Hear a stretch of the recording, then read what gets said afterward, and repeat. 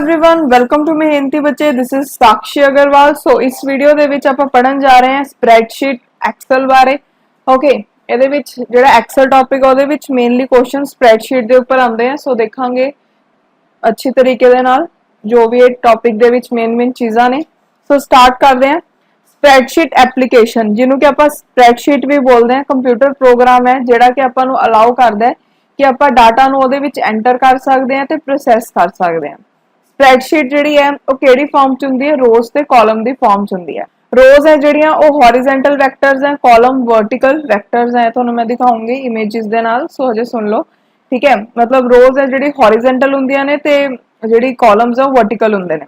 ਉਸ ਤੋਂ ਬਾਅਦ ਸਪਰੈਡਸ਼ੀਟ ਨੂੰ ਵਰਕਸ਼ੀਟ ਵੀ ਬੋਲਦੇ ਆ, ਠੀਕ ਹੈ। ਇਹਨੂੰ ਯੂਜ਼ ਕਿਉਂ ਕਰਦੇ ਆ ਆਪਾਂ? ਰਿਕਾਰਡ, ਕੈਲਕੂਲੇਟ ਜਾਂ ਫਿਰ ਨੂਮੈਰੀਕਲ ਜਾਂ ਫਾਈਨੈਂਸ਼ੀਅਲ ਡਾਟਾ ਨੂੰ ਕੰਪੇਅਰ ਕਰਨ ਦੇ ਲਈ। हर एक वैल्यू ਜਿਹੜੀ ਹੈ ਉਹ इंडिपेंडेंट भी हो सकती है या फिर ਉਹਨੂੰ ਡਰਾਈਵ ਕੀਤਾ ਜਾ ਸਕਦਾ अदर वेरिएबल ਤੋਂ।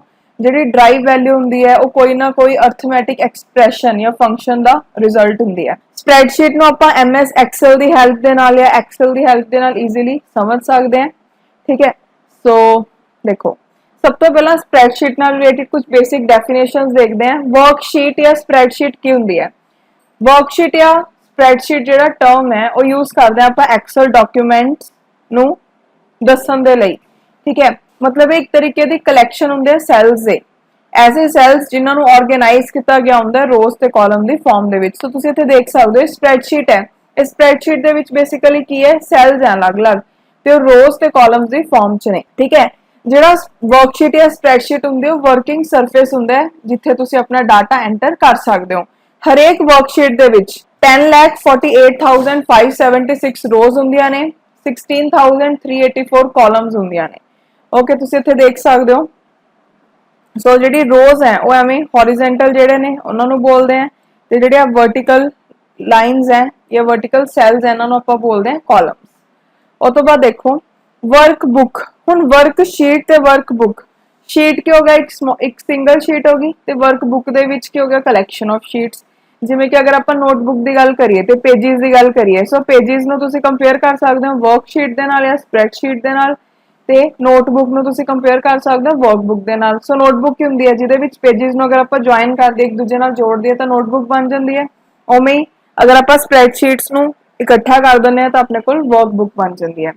ਸੋ ਵਰਕਬੁੱਕ ਕੀ ਹੋ ਗਿਆ? ਫਾਈਲ ਐਕਸਲ ਦੇ ਵਿੱਚ ਜਿਹੜੀ ਹੁੰਦੀ ਉਹਨੂੰ ਵਰਕਬੁੱਕ ਬੋਲਦੇ ਆ। ਕਲੈਕਸ਼ਨ ਹੁੰਦੀ ਹੈ ਵਰਕਸ਼ੀਟਸ ਦੀ, ਠੀਕ ਹੈ। ਆਪਣੇ ਕੋਲ ਬਾਈ ਡਿਫਾਲਟ 3 ਜਿਹੜੀਆਂ ਵਰਕਸ਼ੀਟਸ ਆ ਉਹ ਅਵੇਲੇਬਲ ਹੁੰਦੀਆਂ ਨੇ। Okay, at a time one worksheet है जिहड़ी वो एक्टिव वर्कशीट हुंदी है ते बाकी जिहड़ियां वो आपां यूज कर सकते हैं होर ऑपरेशंस नूं करन दे लई। सो तुसीं इत्थे देख सकते हो sheet 1, sheet 2, sheet 3। Sheet 1 open हुई है, शीट 2 ते शीट 3 भी आपां यूज कर सकते हैं। ओके, उस तो बाद हुण एडिशनल जिहड़ियां शीट्स हैं आ देखो ये वाले सिंबल दी हेल्प नाल आपां इहदे विच शीट्स नूं होर ऐड कर सकते हैं। ओके, इत्थे तुसीं देख सकते हो प्लस नूं तुसीं अगर दबोगे तां होर शीट तुसीं ऐड कर पाओगे इहदे विच। उस तो बाद नैक्सट है रोज।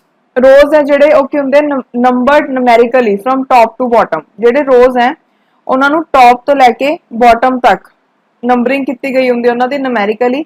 ਐਕਸਲ ਦੇ ਵਿੱਚ 65,536 ਰੋਜ਼ ਹੈ ਜਿਨ੍ਹਾਂ ਦੀ ਨੰਬਰਿੰਗ ਕੀਤੀ ਗਈ ਹੁੰਦੀ ਹੈ 1 2 3 ਕਰਕੇ, ਠੀਕ ਹੈ। ਜਿਹੜੇ ਨੰਬਰਸ ਹੈ ਇਹ ਤੁਹਾਨੂੰ ਲੈਫਟ ਪੋਰਸ਼ਨ ਦੇ ਵਿੱਚ ਨਜ਼ਰ ਆਉਂਦੇ ਨੇ। ਰੋਜ਼ ਦੀ ਜਿਹੜੀ ਰੇਂਜ ਹੁੰਦੀ ਹੈ 1 ਤੋਂ ਲੈ ਕੇ 10,48,576 ਹੁੰਦੀਆਂ ਨੇ, ਮਤਲਬ ਇੰਨੇ ਰੋਜ਼ ਹੁੰਦੇ ਆ ਤੇ ਜਿਹੜੀ ਹਾਈਟ ਹੁੰਦੀ ਹੈ ਇਹਨਾਂ ਦੀ 409 ਪੁਆਇੰਟਸ ਹੁੰਦੀ ਹੈ, ठीक है। तो तुसी लास्ट रो च किवें जा सकते हो? कंट्रोल डाउन नेविगेशन एरो नू यूज करके, मतलब कंट्रोल प्लस जिहड़ा डाउन एरो हुंदा है उहनू तुसी अगर दबोगे तो तुसी एंड च पहुंच जाओगे। ओके, सो हुण इहदे विच रोज किवें ने? जिवें देखो आ फर्स्ट रो होगी, आ सैकेंड रो होगी, आ थर्ड रो होगी, नंबर लिखे हुए ना, फोर्थ रो होगी, फिफ्थ होगी, मतलब हॉरिजेंटल कंपोनेंट जिहड़े ने रोज हो गए। उस तो बाद नैक्सट है कॉलम्स। कॉलम्स जिहड़े ने उहनां नू अल्फा कैरेक्टर्स दे नाल आपां सिंबलाइज करते हैं लैफ्ट टू राइट। देख सकते हो ए बी सी डी ये सारे की ने अलग अलग रोज ने इस तरीके दे नाल वर्टिकल ने ना। सो ये की ने अलग अलग एवें रोज सॉरी कॉलम्स है, I am really sorry columns not rows. Rows जिहड़े ने हॉरिजेंटल हुंदे ने। सो जिहड़े कॉलम्स है 256 हुंदे हैं टोटल, उन्हां नूं आइडेंटिफाई किया गया हुंदा है एवें नंबरिंग दे नाल, मतलब नंबर इन्ने जिहड़े ने रोज इन्ने जिहड़े रोज ने टोटल, ठीक है। उन्हां नूं ए वाले लैटर्स दे नाल सिंबलाइज किया गया हुंदा है। उस तो बाद जिहड़े कॉलम की रेंज है 1 तो लैके एक्स एफ डी ਤੇ ਟੋਟਲ ਕਿੰਨੇ ਹੁੰਦੇ ਆ 16384 ਵਿਡਥ ਜਿਹੜੀ ਹੁੰਦੀ 255 ਕੈਰੈਕਟਰਸ ਹੁੰਦੀ ਹੈ ਓਕੇ ਦੈਨ ਤੁਸੀਂ ਅਗਰ ਲਾਸਟ ਕਾਲਮ ਚ ਜਾਣਾ ਤਾਂ ਕੰਟਰੋਲ ਤੇ ਰਾਈਟ ਨੈਵੀਗੇਸ਼ਨ ਐਰੋ ਦੇ ਨਾਲ ਤੁਸੀਂ ਜਾ ਸਕਦੇ ਹੋ ਉਹ ਤੋਂ ਬਾਅਦ ਨੈਕਸਟ ਆਪਣੇ ਕੋਲ ਹੈ ਸੈਲਸ ਹੁਣ ਜਿੱਥੇ ਰੋ ਤੇ ਕਾਲਮ ਆਪਸ ਚ ਮਿਲ ਰਹੇ ਨੇ ਉਹਨਾਂ ਨੂੰ ਬੋਲਦੇ ਆ ਸੈਲ ਹੁਣ ਸਪੋਜ਼ ਕਰੋ ਅਗਰ ਮੈਂ ਸੈਕੰਡ ਰੋ ਦੀ ਗੱਲ ਕਰ ਰਹੀ ਹਾਂ ਤੇ ਬੀ ਕਾਲਮ ਦੀ ਗੱਲ ਕਰ ਰਹੀ ਹਾਂ ਤਾਂ ਇਹ ਕਿੱਥੇ ਮਿਲ ਰਿਹਾ ਇੱਥੇ ਮਿਲ ਰਿਹਾ ਇਹ ਵਾਲੇ ਬਾਕਸ ਤਾਂ ਇਹ ਕੀ ਹੋ ਗਿਆ ਮੇਰੇ ਕੋਲ ਇੱਕ ਸੈਲ ਹੋ ਗਿਆ ਸਾਰੇ ਹੀ ਵੈਸੇ ਸੈਲਸ ਹੈ एग्जांपल ही दस रही हैं intersection of row and column is called a cell is identified by combination of letter and number corresponding to particular location ਹੁਣ ਅਗਰ ਮੈਂ ਇਹ ਵਾਲੇ ਸੈਲ ਦੀ ਗੱਲ ਕਰੂੰਗੀ ਤਾਂ ਇਹ ਵਾਲਾ ਸੈਲ ਕੀ ਹੋ ਗਿਆ ਮੇਰੇ ਕੋਲ B2 ਠੀਕ ਹੈ एग्जांपल ਦੇ ਵਿੱਚ ਕੀ ਹੈ ਕਿ ਅਗਰ ਤੁਸੀਂ A1 ਸੈਲ ਤੇ ਖੜੇ ਹੋ ਜਿਵੇਂ ਆ ਵਾਲਾ A1 ਹੈ ਤਾਂ ਮਤਲਬ ਕੀ ਹੈ ਇਹਦਾ ਕਿ ਕਾਲਮ A ਹੈ ਤੇ ਰੋ 1 ਹੈ B2 ਦੇ ਵਿੱਚ ਗੱਲ ਕਰੀਏ ਤਾਂ ਸੈਕੰਡ ਰੋ ਹੈ ਤੇ B ਕਾਲਮ ਹੈ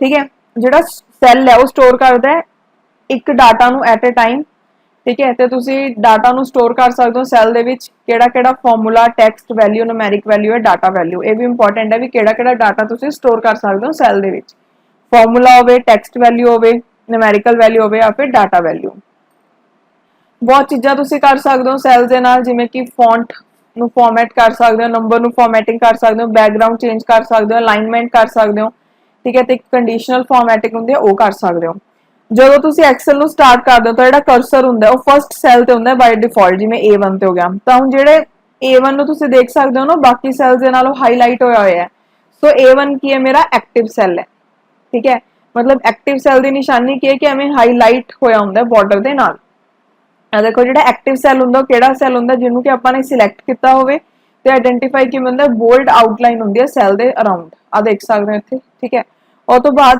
ਨੈਕਸਟ ਹੈ active sorry cell activate by ਹੁਣ ਸੈਲ ਨੂੰ ਆਪਾਂ ਕਿਵੇਂ ਕਿਵੇਂ ਐਕਟੀਵੇਟ ਕਰ ਸਕਦੇ ਹਾਂ ਜਦੋਂ ਵੀ ਸੈਲ ਨੂੰ ਐਕਟੀਵੇਟ ਕਰਾਂਗੇ ਤਾਂ ਕੀ ਹੋਊਗਾ ਇੱਕ ਬਾਰਡਰ ਆ ਜਾਊਗਾ ਸੋ ਆਪਾਂ ਸੈਲ ਨੂੰ ਕਿਵੇਂ ਐਕਟੀਵੇਟ ਕੀਤਾ ਉਹਦੇ ਉੱਪਰ ਕਲਿੱਕ ਕਰਕੇ ਠੀਕ ਹੈ ਜਿਹੜਾ ਸੈਲ ਹੈ ਉਹ ਐਕਟਿਵ ਰਹਿੰਦਾ ਜਦ ਤੱਕ ਕਿ ਤੁਸੀਂ ਕਿਤੇ ਹੋਰ ਕਲਿੱਕ ਨਹੀਂ ਕਰਦੇ ਉਸ ਤੋਂ ਬਾਅਦ ਤੁਸੀਂ ਐਰੋ ਕੀਜ਼ ਨੂੰ ਯੂਜ਼ ਕਰਕੇ ਕੀਬੋਰਡ ਤੋਂ ਨਾਲ ਵੀ ਸੈਲ ਨੂੰ ਐਕਟਿਵ ਕਰ ਸਕਦੇ ਹੋ ਜਿਵੇਂ ਕਿ ਤੁਸੀਂ ਇੱਕ ਸੈਲ ਡਾਊਨ ਆਣਾ ਹੈ ਤਾਂ ਤੁਸੀਂ ਡਾਊਨ ਐਰੋ ਕੀ ਯੂਜ਼ ਕਰੋਗੇ ਇੱਕ ਸੈਲ ਉੱਪਰ ਜਾਣਾ ਹੈ ਅਪ ਐਰੋ ਕੀ ਯੂਜ਼ ਕਰੋਗੇ ਲੈਫਟ ਤੇ ਜਾਣਾ ਹੈ ਲੈਫਟ ਵਾਲੀ ਯੂਜ਼ ਕਰੋਗੇ ਰਾਈਟ ਤੇ ਜਾਣਾ ਹੈ ਰਾਈਟ ਵਾਲੀ ਯੂਜ਼ ਕਰੋਗੇ ਜਾਂ ਫਿਰ ਤੁਸੀਂ ਟੈਬ ਕੀਜ਼ ਨੂੰ ਪ੍ਰੈਸ ਕਰਕੇ ਵੀ ਸੈਲਸ ਨੂੰ ਸਿਲੈਕਟ ਕਰ ਸਕਦੇ ਹੋ ਠੀਕ ਹੈ ਹੁਣ ਉਹਦੇ ਵਿੱਚ ਨੈਕਸਟ ਆਪਣੇ ਕੋਲ ਕੀ ਹੈ ਕਿ ਸੈਲ ਐਡਰੈਸ ਸੈਲ ਰੇਂਜ ਕੀ ਹੁੰਦੀ ਹੈ ਸੈਲ ਐਡਰੈਸ ਕੀ ਹਰੇਕ ਸੈਲ ਦਾ ਆਪਣਾ ਇੱਕ ਨੇਮ ਹੈ ਜਾਂ ਐਡਰੈਸ ਹੈ ਠੀਕ ਹੈ ਉਹ ਕਿਹਦੇ ਬੇਸਿਸ ਦੇ ਉੱਪਰ ਰੋਜ਼ ਤੇ ਕਾਲਮ ਦੇ ਜਿਵੇਂ ਕਿ ਅਗਰ ਆਪਾਂ ਗੱਲ ਕਰ ਰਹੇ ਹਾਂ ਕਿ ਆ C5 ਹੈ ਮੇਰੇ ਕੋਲ ਸੈਲ ਹੁਣ C5 ਮੈਂ ਕਿਉਂ ਕਿਹਾ ਕਿਉਂਕਿ ਇਹਦੀ 5th ਰੋ ਹੈ ਤੇ C ਕਾਲਮ ਚ ਹੈ ਸੋ ਇਹਦਾ ਐਡਰੈਸ ਕੀ ਹੋ ਗਿਆ C5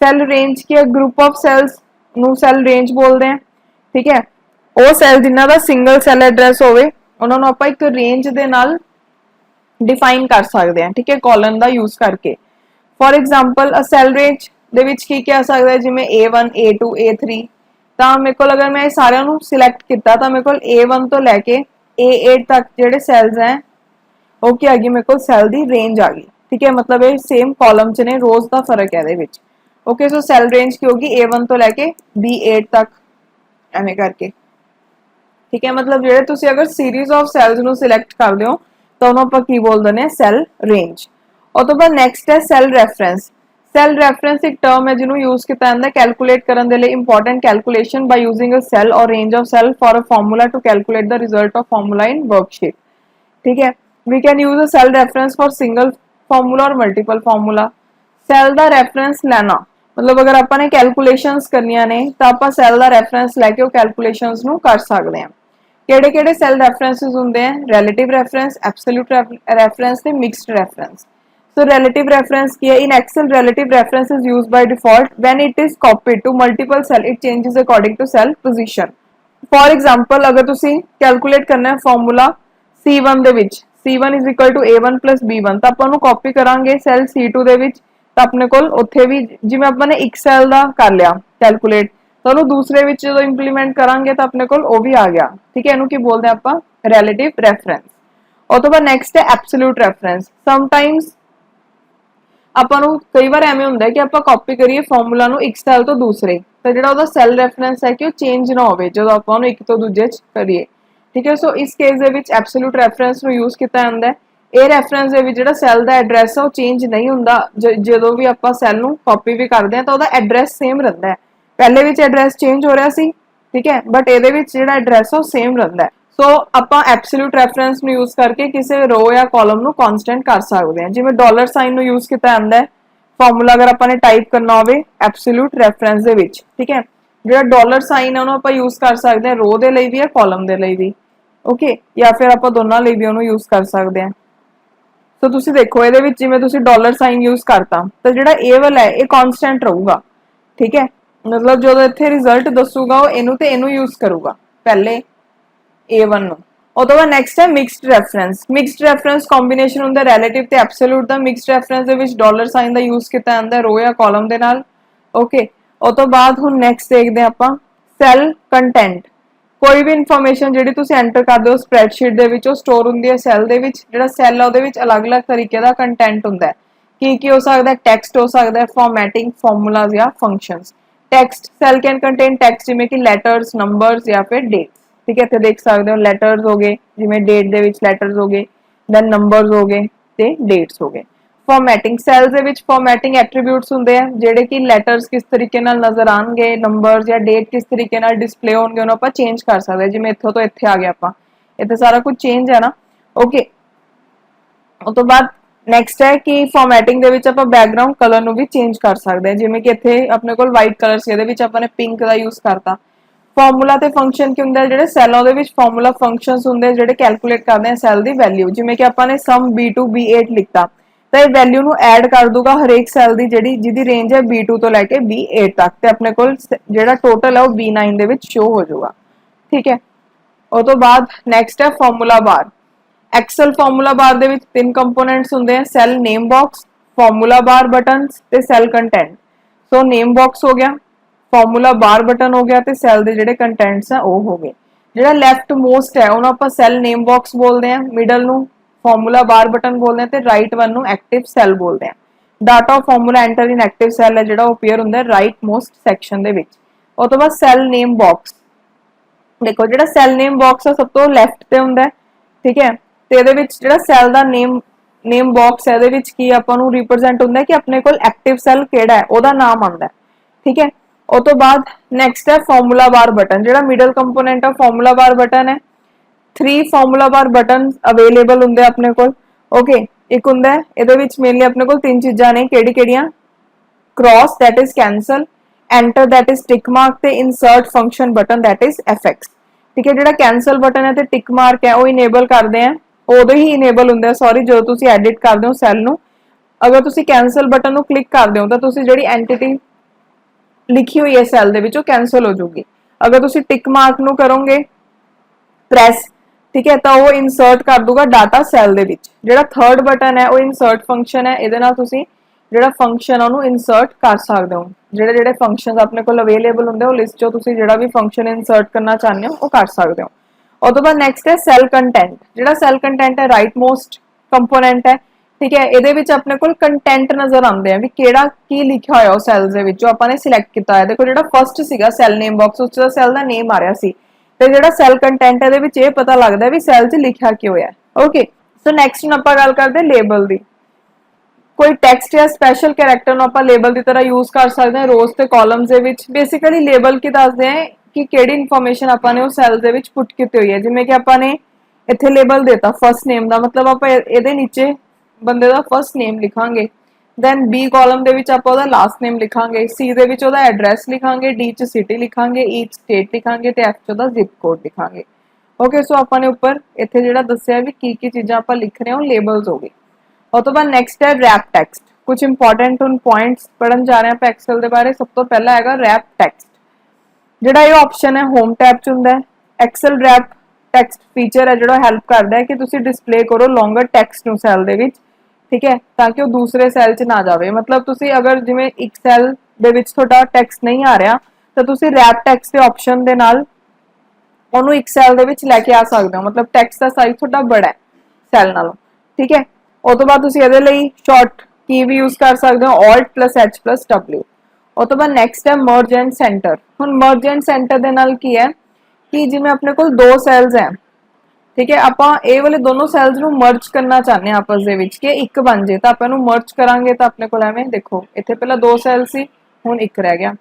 merge and centre in Excel. Merge cell ਇੱਕ ਫੰਕਸ਼ਨ ਹੈ ਡਾਟਾਬੇਸ ਪ੍ਰੋਗਰਾਮ ਦੇ ਵਿੱਚ ਜਿਹੜਾ ਇਨੇਬਲ ਕਰਦਾ ਹੈ ਕਿ ਤੁਸੀਂ ਨੀਅਰ ਬਾਈ ਸੈਲਸ ਨੂੰ ਜੁਆਇਨ ਕਰ ਸਕਦੇ ਹੋ ਤਾਂ ਕਿ ਤੁਸੀਂ ਲਾਰਜਰ ਸੈਲ ਬਣਾ ਸਕੋ। ਜਿਵੇਂ ਹੁਣ ਆਪਣੇ ਕੋਲ ਦੋ ਸੈਲ ਸੀ, ਠੀਕ ਹੈ, ਇਹਨੂੰ ਮੈਂ ਮਰਜ ਕਰਤਾ ਤਾਂ ਇਹ ਮੇਰੇ ਕੋਲ ਇੱਕ ਐਵੇਂ ਕਰਕੇ ਬੜਾ ਸੈਲ ਬਣਾ। ਸੋ ਨੈਕਸਟ ਹੈ ਅਕਾਊਂਟਿੰਗ ਨੰਬਰ ਫਾਰਮੈਟ। ਜਿਹੜਾ ਅਕਾਊਂਟਿੰਗ ਨੰਬਰ ਫਾਰਮੈਟ ਹੈ ਉਹਨੂੰ ਡਿਜ਼ਾਈਨ ਕੀਤਾ ਗਿਆ ਨੰਬਰਸ ਦੇ ਲਈ ਜਿਨ੍ਹਾਂ ਦੇ ਵਿੱਚ ਕਰੰਸੀ ਸਿੰਬਲਸ ਹੋਣ। Format cell dialog box. So ਜਿਹੜਾ ਫਾਰਮੈਟ ਸੈਲ ਡਾਇਲੌਗ ਬਾਕਸ ਹੈ ਇਹਦੇ ਨਾਲ ਤੁਸੀਂ ਸੈਲਸ ਦੀ ਫਾਰਮੈਟਿੰਗ ਕਰ ਸਕਦੇ ਹੋ, ਠੀਕ ਹੈ, ਕਿਵੇਂ ਅਲਾਈਨਮੈਂਟ ਕਰਨੀ ਹੈ, ਕਿ ਉਹਦੇ ਵਿੱਚ ਫੌਂਟ ਹੋਊਗਾ, ਕਿਹੜਾ ਬਾਰਡਰ ਲਗਾਉਣਾ ਹੈ ਸੈਲ ਤੇ, ਇਹ ਸਭ ਚੀਜ਼ਾਂ ਹੁੰਦੀਆਂ ਇਹਦੇ ਵਿੱਚ। ਨੈਕਸਟ ਹੈ conditional formatting. Conditional formatting feature ਹੈ ਬਹੁਤ ਸਾਰੇ ਸਪਰੈਡਸ਼ੀਟ ਐਪਲੀਕੇਸ਼ਨ ਦੇ ਵਿੱਚ ਜਿਹੜੇ ਕਿ ਤੁਹਾਨੂੰ ਅਲਾਉ ਕਰਦਾ ਹੈ ਕਿ ਤੁਸੀਂ ਸਪੈਸੀਫਿਕ ਫਾਰਮੈਟਿੰਗ ਕਰ ਸਕਦੇ ਹੋ ਸੈਲਸ ਦੀ, ਠੀਕ ਹੈ। ਸੋ ਇਹਨੂੰ ਯੂਜ਼ ਕੀਤਾ ਜਾਂਦਾ ਹੈ S colour based formatting, highlight ਕਰਨ ਦੇ ਲਈ ਅਲੱਗ-ਅਲੱਗ ਇਨਫੋਰਮੇਸ਼ਨ ਨੂੰ। ਜਿਵੇਂ ਤੁਸੀਂ ਚਾਹੁੰਦੇ ਹੋ ਕਿ ਜਿੱਥੇ-ਜਿੱਥੇ ਤੁਹਾਡਾ ਨਾਮ ਲਿਖਿਆ ਹੋਇਆ ਸੈਲ ਦੇ ਵਿੱਚ ਉਹ ਗ੍ਰੀਨ ਕਲਰ ਦਾ ਹੋ ਜਾਏ, ਸੋ ਇਹ ਕੀ ਤੁਸੀਂ ਕਰਤਾ ਕੰਡੀਸ਼ਨਲ ਫਾਰਮੈਟਿੰਗ ਲਗਾਤੀ। ਉਹ ਤੋਂ ਬਾਅਦ ਨੈਕਸਟ ਹੈ ਫਾਰਮੈਟਿੰਗ ਐਸ ਟੇਬਲ। ਫਾਰਮੈਟ ਨੂੰ ਟੇਬਲ ਆਈਕਨ ਦੀ ਤਰ੍ਹਾਂ ਯੂਜ਼ ਕਰ ਸਕਦੇ ਹੋ ਤੁਸੀਂ ਐਕਸਲ ਨੂੰ ਇੰਸਟਰਕਟ ਕਰਨ ਦੇ ਲਈ, ਠੀਕ ਹੈ। ਫਾਰਮੈਟਿੰਗ ਟੇਬਲਸ ਦੇ ਬਹੁਤ ਸਾਰੇ ਐਡਵਾਂਟੇजेस ਹੈ, ਜਿਵੇਂ ਕਿ ਜਿਹੜਾ ਟੇਬਲ ਰੇਂਜ ਆਟੋਮੈਟਿਕਲੀ ਉਹ ਐਕਸਪੈਂਡ ਹੋ ਜਾਂਦਾ ਹੈ ਜੋ ਤੁਸੀਂ ਨਿਊ ਰੋਜ਼ ਜਾਂ ਕਾਲਮਸ ਨੂੰ ਐਡ ਕਰਦੇ ਹੋ।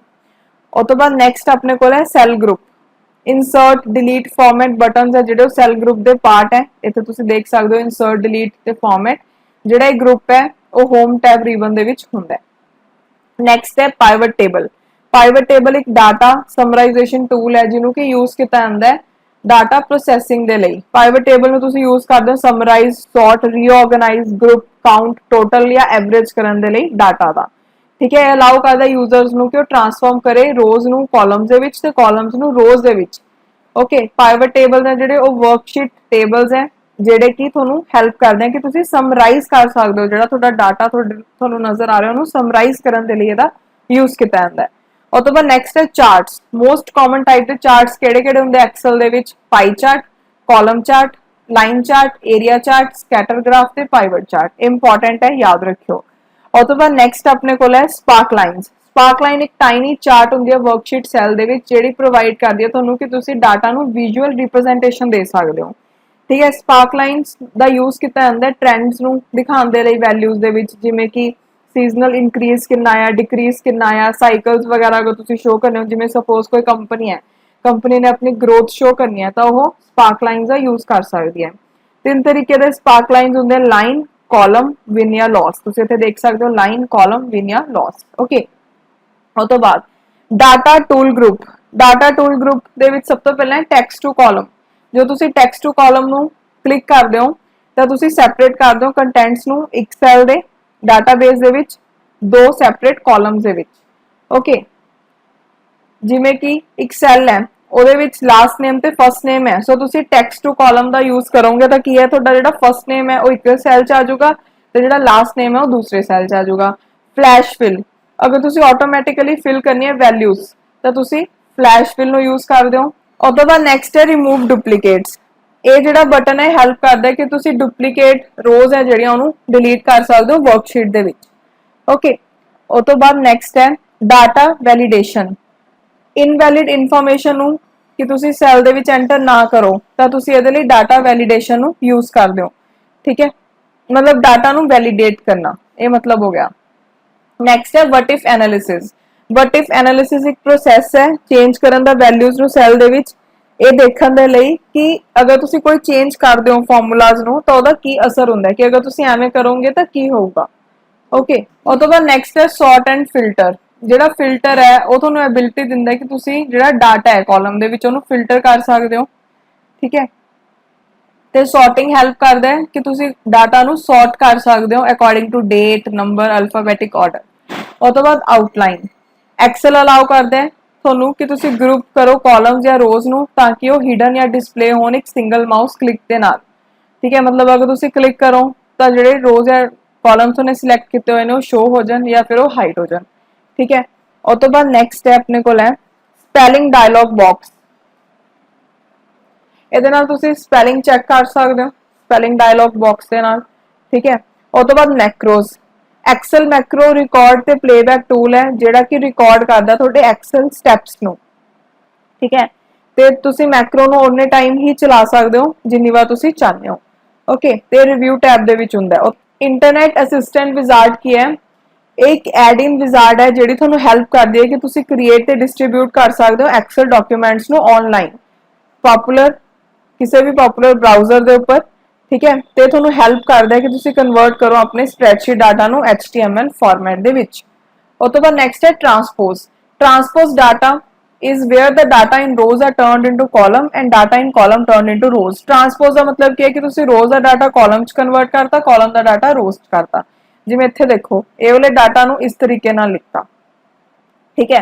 उस तो बाद नेक्स्ट है वाइल्ड कार्ड कैरेक्टर। जिहड़े वाइल्ड कार्ड कैरेक्टर्स हैं स्पेशल कैरेक्टर्स हैं जिन्हों कि आपां यूज करते हैं कि वो फॉर्मूला दे विच कैरेक्टर दी प्लेस लैन, ठीक है। किहड़े-किहड़े कैरेक्टर्स हैं देखो एस्ट्रिक, क्वेश्चन मार्क ते टाइल्ड। एस्ट्रिक है जिहड़ा इहनूं ए वाले स्टार नाल यूज कीता जांदा है, ओके। उस तो बाद नेक्स्ट अपने कोल है scenario. Scenario set of values हुंदी है जिहड़ी कि एक्सेल सेव करदा ते सबस्टिट्यूट करदा उन्हां नूं ऑटोमैटिकली तुहाडे वर्कशीट दे विच तुसी क्रिएट या सेव कर सकदे हो डिफरेंट वैल्यूज सिनेरियोज के तौर पे, ओके। ते उन्हां विच तुसी एक तो दूजे सिनेरियो पे जंप कर सकदे हो। दैन फंक्शन लाइब्रेरी, जिहड़े फंक्शन लाइब्रेरी उन्हां नूं एक्सेस कर सकदे हो तुसी फंक्शन लाइब्रेरी तो फॉर्मूला टैब दे विच हुंदा है। Here you can search and select Excel function based on categories. इहदे विच तुसी सिलेक्ट ते सर्च कर सकदे हो एक्सेल फंक्शन केड़ी-केड़ी कैटेगरीज है, financial, logical, text, date and time. Function एक प्रीडिफाइंड फॉर्मूला होंदा है जिहड़ा कि परफॉर्म करदा है कैलकुलेशन स्पेसिफिक वैल्यूज नु यूज करके एक पर्टिकुलर ऑर्डर दे विच।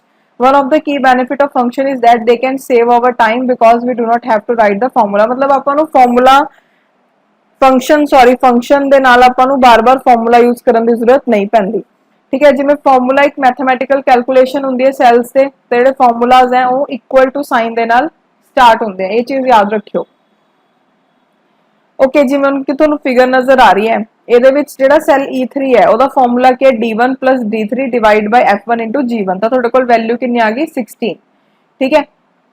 ਉਸ ਤੋਂ ਬਾਅਦ ਕੰਪਿਊਟਰ ਮੈਥ ਜਿਹੜਾ ਯੂਜ਼ ਕਰਦਾ ਹੈ ਉਹ ਕਰਦਾ ਹੈ ਐਲਜੈਬਰਾ। ਕੋਈ ਵੀ ਆਪਰੇਸ਼ਨ ਜਿਹੜੇ ਬ੍ਰੈਕਟਸ ਹੋਣ ਉਹਨਾਂ ਨੂੰ ਸਭ ਤੋਂ ਪਹਿਲਾਂ कैरी किया जाऊगा, ठीक है। उस तो बाद मतलब ये भी बॉर्ड मास का यूज होंगे कि पहला ब्रैकेट सॉल्व होंगी है, दैन डिवीजन, फिर मल्टीप्लीकेशन, एडिशन, सबट्रैक्शन, ये दस्या होया है, ठीक है। उस तो बाद नैक्सट अपने को है फंक्शन के पार्ट्स किहड़े-किहड़े हैं। हर एक फंक्शन का एक स्पैसिफिक ऑर्डर होंगे जिन्होंने आप सिंटैक्स बोलते हैं, ठीक है। जिवें कि अगर तुसी कोई भी फॉर्मूला लिख रहे हो, सॉरी कोई भी फंक्शन लिख रहे हो तो फंक्शन दे विच स्टार्टिंग दे विच तुहाडे कोल इक्वल टू साइन आऊगा। उस तो बाद फंक्शन का नेम आऊगा जिवें कि इहदे विच सम है, ठीक है। उस तो बाद आर्गूमेंट आऊगी। आर्गूमेंट दे विच की हुंदा इन्फॉर्मेशन है जिहड़ी कि आपां कैलकुलेट करना चाहते हैं, मतलब इहदे विच रेंज हुंदी है सैल्स दी। उस तो बाद आर्गूमेंट्स एक वाइटल पार्ट है फंक्शन दे। सो जो तुसी आर्गूमेंट लिखदे हो तो तुहानूं कुछ चीज़ां दा ध्यान रखना पैंदा है। जिहड़े आर्गूमेंट्स उन्हां नूं हमेशा ब्रैकेट्स च लिखदे हैं, ठीक है। If there are individual value or cell reference inside then they are separated either by columns or commas। अगर तुसी अलग-अलग ਇਹਦੇ ਵਿੱਚ ਜਿਵੇਂ ਵੈਲਿਊਜ਼ ਲਿਖਣੀਆਂ ਜਿਵੇਂ A1 ਤੇ A20 ਲਿਖਿਆ ਤਾਂ ਇਹਨਾਂ ਨੂੰ ਕਾਲਮ ਜਾਂ ਫਿਰ ਕੋਮਾਸ ਦੇ ਨਾਲ ਅਲੱਗ ਕਰਨਾ ਪੈਂਦਾ ਹੈ, ਠੀਕ ਹੈ। ਉਸ ਤੋਂ ਬਾਅਦ ਇੱਥੇ ਵੀ ਤੁਸੀਂ ਦੇਖ ਸਕਦੇ ਹੋ ਕਿ ਆਪਾਂ ਅਲੱਗ-ਅਲੱਗ ਇੱਥੇ ਰੇਂਜ ਲਿਖੀ ਹੋਈ ਹੈ ਤੇ ਉਹਨੂੰ ਆਪਾਂ ਨੇ ਕੋਮਾਸ ਤੇ ਕਾਲਮ ਦੇ ਨਾਲ ਅਲੱਗ ਕੀਤਾ। if there is a cell range in argument then it is written with colon in braces, okay। ਉਸ ਤੋਂ ਬਾਅਦ ਕੁਝ ਇੰਪੋਰਟੈਂਟ ਫੰਕਸ਼ਨਸ ਦੇਖਦੇ ਹਾਂ। सब तो पहला ऑटोसम। ऑटोसम कमांड है जिहड़ा वो आपां नूं की हेल्प करदा है कि आपां इहदे नाल किहड़े-किहड़े फंक्शनस कर सकते हैं, जिवें सम हो गया, एवरेज हो गया, काउंट नंबर्स हो गया, मैक्सिमम मिनिमम ते कुछ होर फंक्शन, ओके। बस इहदे विच तुसीं यही याद रखना है कि इहदे विच किहड़े-किहड़े फंक्शनस हुंदे हैं, एवरेज, मिनिमम, मैक्सिमम, काउंट या फिर सम। उस तो बाद नैक्सट है recently use function. Recently use function दे विच तुसीं वो पिछले 10 फंक्शनस नूं असैस कर सकदे हो जिन्हां नूं तुहाने हुणी यूज कीता होवे। उस तो बाद लॉजिकल फंक्शन, ये तुहानूं सारे फंक्शन जिहड़े भी लॉजिकल कैटेगरी च ने जिवें and, false, if error, if N A, then not, or, true, XOR, इन्हां नूं तुसीं यूज कर सकदे हो। दैन टैक्सट फंक्शन, ये तुहानूं टैक्सट कैटेगरी च जिहड़े फंक्शनस है उन्हां नूं प्रोवाइड करवांदा है, जिवें baht text, chart, clean, code, ये सारे हो गए। उस तो बाद नैक्सट है डेट एंड टाइम फंक्शन। ये फंक्शन तुहानूं डेट एंड टाइम कैटेगरी च पहुंचा दिंदा है, ठीक है। Then look up and reference, ये तुहानूं क्विक एक्सेस दिंदा लुक अप ते रेफरेंस कैटेगरी दे विच। इहदे विच आ सारे आ गए अपने कोल एड्रैस, एरियाज, चूज, कॉलम, ठीक है। ਉਸ ਤੋਂ ਬਾਅਦ ਨੈਕਸਟ ਹੈ ਮੈਥ ਐਂਡ ਟ੍ਰਿਗਨੋਮੈਟਰੀ ਫੰਕਸ਼ਨ। ਇਹਦੇ ਨਾਲ ਤੁਸੀਂ ਮੈਥ ਤੇ ਟ੍ਰਿਗਨੋਮੈਟਰੀ ਫੰਕਸ਼ਨਸ ਨੂੰ ਅਸੈਸ ਕਰ ਸਕਦੇ ਹੋ, ਜਿਵੇਂ cos sin ਇਹ ਸਭ ਚੀਜ਼ਾਂ। ਓਕੇ, ਉਸ ਤੋਂ ਬਾਅਦ ਨੈਕਸਟ ਆਪਣੇ ਕੋਲ ਹੈ ਕੁਝ ਹੋਰ ਫੰਕਸ਼ਨਸ ਦੀ ਕੈਟਾਗਰੀਜ਼। ਮੋਰ ਫੰਕਸ਼ਨਸ ਦੇ ਵਿੱਚ ਕੀ ਹੈ ਕਿ ਤੁਸੀਂ ਸਟੈਟਿਕਲ ਇੰਜੀਨੀਅਰਿੰਗ, ਕਿਊਬ ਇਨਫੋਰਮੇਸ਼ਨ, ਦੈਨ ਕੰਪੈਟੇਬਿਲਿਟੀ ਤੇ ਵੈਬ ਕੈਟਾਗਰੀਜ਼, ਇਹਨਾਂ ਸਾਰਿਆਂ ਨੂੰ ਇਹਨਾਂ ਨਾਲ ਅਸੈਸ ਕਰ ਸਕਦੇ ਹੋ। ਬਸ ਤੁਸੀਂ ਇੰਨਾ ਕੀ ਯਾਦ ਰੱਖਣਾ, ਤੁਹਾਨੂੰ ਤੋਂ ਜ਼ਿਆਦਾ ਡਿਟੇਲ ਚ ਨਹੀਂ ਪੁੱਛਣਗੇ ਉਹ। ਉਸ ਤੋਂ ਬਾਅਦ ਨੈਕਸਟ ਆਪਣੇ ਕੋਲ ਹੈ ਇਫ ਫੰਕਸ਼ਨ। ਜਿਹੜਾ ਇਹ ਫੰਕਸ਼ਨ ਹੈ ਇਹ ਤੁਹਾਨੂੰ ਰਿਟਰਨ ਕਰਦਾ ਇੱਕ ਵੈਲਿਊ ਕਿ ਅਗਰ ਇੱਕ ਪਾਰਟਿਕੂਲਰ ਕੰਡੀਸ਼ਨ ਟਰੂ ਹੋਊਗੀ ਤਾਂ ਇਹ ਵੈਲਿਊ ਆਊਗੀ, ਅਗਰ ਫਾਲਸ ਹੋਊਗੀ ਤਾਂ ਇਹ ਵੈਲਿਊ ਆਊਗੀ। ठीक है, इफ फंक्शन का हम यूज करता है। और तो बाद logical test, the value or expression that is determined to be true or false, this required the usage of logical operator. A logical operator is one used to perform a comparison between two values and produce result true or false. Logical test जो तुसी लगाने हो तो ਉਹਦੇ ਨਾਲ ਕੀ ਹੁੰਦਾ, ਤੁਹਾਡੇ ਕੋਲ ट्रू या false है ਜਿਹੜਾ ਉਹ ਆਉਂਦਾ ਹੈ ਬੇਸਿਸ ਤੇ ਜਿਹੜਾ ਤੁਸੀਂ ਲੌਜਿਕ ਲਗਾਇਆ। ठीक है, और तो बाद नेक्स्ट है वैल्यू इफ ट्रू। वैल्यू अगर ਜਿਹੜਾ ਤੁਹਾਡਾ ਇਫ ਵਾਲਾ ਫੰਕਸ਼ਨ ਹੈ ਅਗਰ ਉਹ ਟਰੂ ਆ ਰਿਹਾ ਤਾਂ ਵੈਲਿਊ ਜਿਹੜੀ ਆ ਰਹੀ ਹੈ ਉਹਨੂੰ ਬੋਲਦੇ ਵੈਲਿਊ ਇਫ ਟਰੂ। ਅਗਰ ਉਹ ਚੀਜ਼ ਫਾਲਸ ਆ ਰਹੀ ਹੈ ਜਿਹੜੀ ਵੈਲਿਊ ਦੇ ਰਿਹਾ ਤਾਂ ਉਹਨੂੰ ਆਪਾਂ ਲਿਖਾਂਗੇ ਫਾਲਸ। ਠੀਕ ਹੈ, ਜਿਵੇਂ if a1 is greater than if a1 is less than 20 yes no, ਤਾਂ ਇਹ ਫੰਕਸ਼ਨ ਹੈ ਜਿਹੜਾ ਉਹ ਯੈਸ ਦਊਗਾ ਅਗਰ a1 ਦੀ ਵੈਲਿਊ ਲੈਸ ਦੈਨ ਹੈ 20 ਨਾਲੋਂ, ਤੇ 0 ਦਊਗਾ ਅਗਰ नो है। ठीक है, और तो बाद नैक्सट अपने को कुछ होर फंक्शनस। होर फंक्शनस दे विच जिवें सब तो पहला टैक्सट फंक्शन हो गया। ਇਹਦੇ ਵਿੱਚ ਕਿਹੜੇ-ਕਿਹੜੇ ਆ ਗਏ, ਜਿਵੇਂ ਕਲੀਨ, ਜਿਹੜਾ ਕਲੀਨ ਫੰਕਸ਼ਨ ਹੈ ਉਹ ਜਿੰਨੇ ਵੀ ਨਾਨ ਪ੍ਰਿੰਟੇਬਲ ਕੈਰੈਕਟਰਸ ਹੈ ਤੁਹਾਡੇ ਉਹਨਾਂ ਨੂੰ ਤੁਸੀਂ ਇਹਦੇ ਨਾਲ ਕਲੀਨ ਕਰ ਸਕਦੇ ਹੋ। ਦੈਨ ਟ੍ਰਿਮ ਦੇ ਨਾਲ ਕੀ ਹੈ ਕਿ ਤੁਸੀਂ ਡੁਪਲੀਕੇਟ ਸਪੇਸਿਸ ਜਿਹੜੀਆਂ ਨੇ ਸਟਾਰਟਿੰਗ ਤੇ ਜਾਂ ਐਂਡ ਦੇ ਵਿੱਚ ਉਹਨੂੰ ਤੁਸੀਂ ਇਹਦੇ ਨਾਲ ਟ੍ਰਿਮ ਕਰ ਸਕਦੇ ਹੋ, ਹਟਾ ਸਕਦੇ ਹੋ। ਦੈਨ ਕਨਕੈਟੀਨੇਟ ਨਾਲ ਕੀ ਕਰ ਸਕਦੇ ਹੋ, ਤੁਸੀਂ ਜੁਆਇਨ ਕਰ ਸਕਦੇ ਹੋ ਦੋ ਜਾਂ ਦੋ ਤੋਂ ਜ਼ਿਆਦਾ ਸਟ੍ਰਿੰਗਸ ਨੂੰ। ਸੋ ਲੈਫਟ ਕੀ ਹੈ ਕਿ ਇਹ ਤੁਹਾਡੇ ਕੋਲ ਇੱਕ ਨੰਬਰ ਦਿੰਦਾ ਹੈ ਸਪੈਸੀਫਿਕ ਕੈਰੈਕਟਰਸ ਦਾ ਸਟਾਰਟ ਤੋਂ। ਮਿਡ, ਇਹ ਜਿਹੜਾ ਮਿਡ ਫੰਕਸ਼ਨ ਹੈ ਇਹ ਤੁਹਾਨੂੰ ਇੱਕ ਸਪੈਸੀਫਿਕ ਨੰਬਰ ਦਿੰਦਾ ਹੈ ਮਿਡਲ ਚੋਂ। ਦੈਨ ਰਾਈਟ ਹੈ ਜਿਹੜਾ ਉਹ ਤੁਹਾਨੂੰ ਇੱਕ ਸਪੈਸੀਫਿਕ ਨੰਬਰ ਦਊਗਾ ਐਂਡ ਚੋਂ। ਉਸ ਤੋਂ ਬਾਅਦ ਨੈਕਸਟ ਹੈ ਲੌਜੀਕਲ ਫੰਕਸ਼ਨਸ। ਲੌਜੀਕਲ ਫੰਕਸ਼ਨ ਦੇ ਵਿੱਚ ਇਫ ਆ ਗਿਆ ਕਿ ਅਗਰ ਇਹ ਕੰਡੀਸ਼ਨ ਹੁੰਦਾ ਤਾਂ ਟਰੂ ਹੋਊਗਾ, ਅਗਰ ਨਹੀਂ ਹੁੰਦਾ ਤਾਂ ਫਾਲਸ ਹੋਊਗਾ। ਡੇਟ ਐਂਡ ਟਾਈਮ ਫੰਕਸ਼ਨ, ਜਿਵੇਂ ਹੁਣ ਟਾਈਮ ਹੈ ਜਿਹੜਾ ਇਹ ਫੰਕਸ਼ਨ ਹੈ ਟਾਈਮ ਵਾਲਾ, ਉਹਦੇ ਨਾਲ ਕੀ ਹੈ ਤੁਹਾਡੇ ਕੋਲ ਆਰ, ਮਿੰਟ ਤੇ ਸੈਕਿੰਡਸ ਆ ਜਾਣਗੇ। ਨਾउ ਨਾਲ ਕੀ ਹੈ, ਅਗਰ ਤੁਸੀਂ ਨਾउ ਦਾ ਯੂਜ਼ ਕਰੋਗੇ ਤਾਂ ਕਰੰਟ ਡੇਟ ਤੇ ਟਾਈਮ ਕੀ ਹੈ ਉਹ ਆ ਜਾਊਗਾ ਤੁਹਾਡੇ ਕੋਲ। ਦੈਨ ਟੂਡੇ ਨਾਲ ਕੀ ਆ ਜਾਊਗਾ ਤੁਹਾਡੇ ਕੋਲ ਕਿ ਅੱਜ ਕਿੰਨੀ ਤਰੀਕ ਹੈ। ਠੀਕ ਹੈ, ਉਸ ਤੋਂ ਬਾਅਦ ਹੁਣ ਐਕਸਲ ਦੇ ਕੁਝ ਸ਼ਾਰਟਕਟਸ ਦੇਖਦੇ ਹਾਂ, ਜਿਵੇਂ F5 ਦਾ ਯੂਜ਼ ਕੀਤਾ ਜਾਂਦਾ ਹੈ ਕੋਈ ਸਪੈਸੀਫਿਕ ਸੈੱਲ ਦੇ ਉੱਪਰ ਜਾਣ ਲਈ। F7 ਨਾਲ ਤੁਸੀਂ ਸਪੈਲ ਚੈੱਕ ਕਰ ਸਕਦੇ ਹੋ। ਠੀਕ ਹੈ, ਉਸ ਤੋਂ ਬਾਅਦ F11 ਨਾਲ ਚਾਰਟ ਕ੍ਰੀਏਟ ਕਰ ਸਕਦੇ ਹੋ। ਸ਼ਾਰਟ, ਸ਼ਿਫਟ ਤੇ ਸੈਮੀਕੋਲਨ ਦਾ ਯੂਜ਼ ਕਰਕੇ ਤੁਸੀਂ ਕਰੰਟ ਟਾਈਮ ਨੂੰ ਐਂਟਰ ਕਰ ਸਕਦੇ ਹੋ। ਕੰਟਰੋਲ ਪਲੱਸ ਸੈਮੀਕੋਲਨ ਨਾਲ ਕਰੰਟ ਡੇਟ, ਆਲਟ ਸ਼ਿਫਟ F1 ਦੇ ਨਾਲ ਇੱਕ ਨਿਊ ਵਰਕਸ਼ੀਟ ਨੂੰ ਇਨਸਰਟ ਕਰ ਸਕਦੇ ਹੋ। ਸ਼ਿਫਟ ਪਲੱਸ F3 ਨਾਲ ਤੁਸੀਂ ਐਕਸਲ ਫਾਰਮੂਲਾ ਵਿੰਡੋ ओपन कर सकते हो। शिफ्ट प्लस F5 ਨਾਲ ਤੁਸੀਂ ਸਰਚ ਬਾਕਸ ਓਪਨ ਕਰ ਸਕਦੇ ਹੋ। ਕੰਟਰੋਲ A ਦੇ ਨਾਲ ਜਿੰਨੀ ਵੀ ਵਰਕਸ਼ੀਟ ਦੇ ਵਿੱਚ ਕੰਟੈਂਟ ਹੈ ਸਾਰਿਆਂ ਨੂੰ ਸਿਲੈਕਟ ਕਰ ਸਕਦੇ ਹੋ। ਕੰਟਰੋਲ B ਨਾਲ ਹਾਈਲਾਈਟ ਕਰ ਸਕਦੇ ਹੋ। ਕੰਟਰੋਲ I ਨਾਲ ਇਟੈਲਿਸਾਈਜ਼ ਕਰ ਸਕਦੇ ਹੋ ਹਾਈਲਾਈਟਡ ਟੈਕਸਟ ਨੂੰ।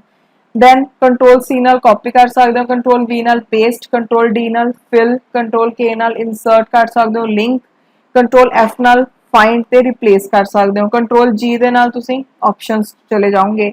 ਦੈਨ ਕੰਟਰੋਲ H ਨਾਲ ਤੁਸੀਂ ਫਾਈਂਡ ਤੇ ਰਿਪਲੇਸ ਆਪਸ਼ਨ ਦੇ ਵਿੱਚ ਜਾ ਸਕਦੇ ਹੋ।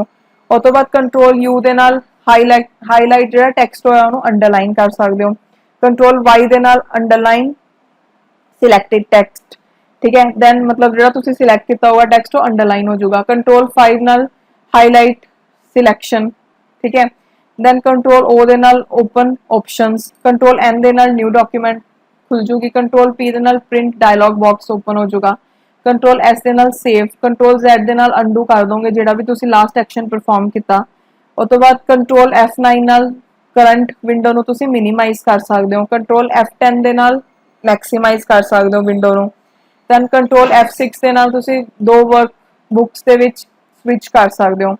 Control page up and page down ਦੇ ਨਾਲ ਤੁਸੀਂ ਐਕਸਲ ਵਰਕਸ਼ੀਟਸ ਦੇ ਵਿੱਚ ਮੂਵ ਕਰ ਸਕਦੇ ਹੋ ਸੇਮ ਡਾਕੂਮੈਂਟ ਦੀ। ਕੰਟਰੋਲ ਪਲੱਸ ਟੈਬ ਦੇ ਨਾਲ ਤੁਸੀਂ ਦੋ ਜਾਂ ਦੋ ਤੋਂ ਜ਼ਿਆਦਾ ਐਕਸਲ ਫਾਈਲਸ ਨੂੰ ਓਪਨ ਕਰ ਸਕਦੇ ਹੋ at the same time. Control plus equal to ਨਾਲ ਤੁਸੀਂ ਫਾਰਮੂਲਾ ਕ੍ਰੀਏਟ ਕਰ ਸਕਦੇ ਹੋ ਜਿਹਦੇ ਨਾਲ ਜਿਹੜੇ ਵੀ ਉੱਪਰ ਵਾਲੇ ਸੈਲਸ ਆ ਉਹਨਾਂ ਦਾ ਸਮ ਹੋ ਜਾਊਗਾ। ਕੰਟਰੋਲ ਪਲੱਸ ਨਾਲ ਤੁਸੀਂ ਇਨਸਰਟ ਕਰ ਸਕਦੇ ਹੋ ਵੈਲਿਊ ਸੈੱਲ ਦੇ ਵਿੱਚ। ਕੰਟਰੋਲ ਸ਼ਿਫਟ ਐਕਸਕਲੇਮੇਟਰੀ ਨਾਲ ਫਾਰਮੈਟ ਕਰ ਸਕਦੇ ਹੋ ਨੰਬਰ ਨੂੰ ਕੋਮਾ ਫਾਰਮੈਟ 'ਚ। ਦੈਨ ਕੰਟਰੋਲ ਸ਼ਿਫਟ ਡਾਲਰ ਨਾਲ ਤੁਸੀਂ ਫਾਰਮੈਟ ਕਰ ਸਕਦੇ ਹੋ ਨੰਬਰ ਨੂੰ ਕਰੰਸੀ ਫਾਰਮੈਟ 'ਚ। ਕੰਟਰੋਲ ਸ਼ਿਫਟ ਹੈਸ਼ਟੈਗ ਨਾਲ ਤੁਸੀਂ ਫਾਰਮੈਟ ਕਰ ਸਕਦੇ ਹੋ ਡੇਟ ਫਾਰਮੈਟ ਨੂੰ। ਕੰਟਰੋਲ ਸ਼ਿਫਟ ਪਰਸੈਂਟੇਜ ਨਾਲ ਫਾਰਮੈਟ ਕਰਦੇ ਹੋ ਪਰਸੈਂਟੇਜ ਫਾਰਮੈਟ, ਕੰਟਰੋਲ ਸ਼ਿਫਟ ਜਿਹੜਾ ਮੈਕਸਿਮਾਈਜ਼ ਦਾ ਹੁੰਦਾ ਹੈ ਕਿ ਪਾਵਰ ਦੇ ਵਿੱਚ ਹੁੰਦਾ ਹੈ, ਇਹਨਾਂ ਤੁਸੀਂ ਸਾਇੰਟਿਫਿਕ ਫਾਰਮੈਟ ਨਾਲ ਕਰ ਸਕਦੇ ਹੋ। ਉਸ ਤੋਂ ਬਾਅਦ ਕੰਟਰੋਲ ਸ਼ਿਫਟ @ ਨੂੰ ਤੁਸੀਂ ਟਾਈਮ ਫਾਰਮੈਟ ਦੇ ਨਾਲ ਫਾਰਮੈਟਿੰਗ ਕਰ ਸਕਦੇ ਹੋ ਨੰਬਰ ਦੀ। ਕੰਟਰੋਲ ਰਾਈਟ ਐਰੋ ਦੇ ਨਾਲ ਤੁਸੀਂ ਮੂਵ ਕਰ ਸਕਦੇ ਹੋ ਨੈਕਸਟ ਸੈਕਸ਼ਨ ਦੇ ਵਿੱਚ ਟੈਕਸਟ ਦੇ। ਕੰਟਰੋਲ ਸਪੇਸ ਨਾਲ ਸਿਲੈਕਟ ਕਰ ਸਕਦੇ ਹੋ ਪੂਰੇ ਕਾਲਮ ਨੂੰ। ਸ਼ਿਫਟ ਸਪੇਸ ਨਾਲ ਤੁਸੀਂ ਇੰਟਾਇਰ ਰੋ ਨੂੰ ਸਿਲੈਕਟ ਕਰ ਸਕਦੇ ਹੋ। ਕੰਟਰੋਲ W ਨਾਲ ਕਲੋਜ਼ ਕਰ ਦਿਓ ਡਾਕੂਮੈਂਟ ਨੂੰ।